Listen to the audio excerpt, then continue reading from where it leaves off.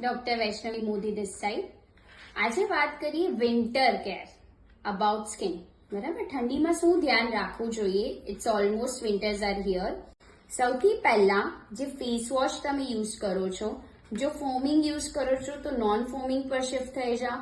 Non foaming use કરો છો તો જેન્ટલ ક્લેન્ઝર પર શિફ્ટ થઈ જાઓ. First step. સેકન્ડ સ્ટેપ, જો મોઇશ્ચરાઇઝર તમે દિવસમાં 2 વાર લગાડો છો તો કીપ ઇટ ઇન્ક્રીઝ, 3 થી 4 વાર લગાડો. બરાબર. ત્રીજી વસ્તુ, અગર જો એક્સફોલિયન્ટ્સ કોઈ યુઝ કરો છો જેમ કે ગ્લાયકોલિક કે સેલિસિલિક એસિડ, એની ફ્રીક્વન્સી થોડી ડિક્રીઝ કરી દો. સી ફોર એક્ઝામ્પલ ડેઈલી લગાડતા હોય તો ઓલ્ટરનેટ ડેઝ લગાડી દો.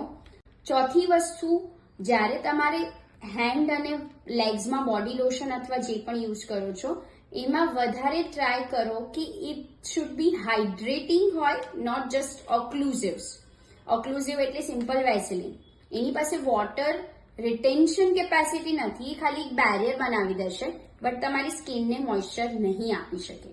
સો use the ingredients like oatmeal or something કે જે તમારી આલ્મન્ડ ઓઇલ ઓર સમથિંગ જે તમને અંદર સુધી હાઇડ્રેશન આપે.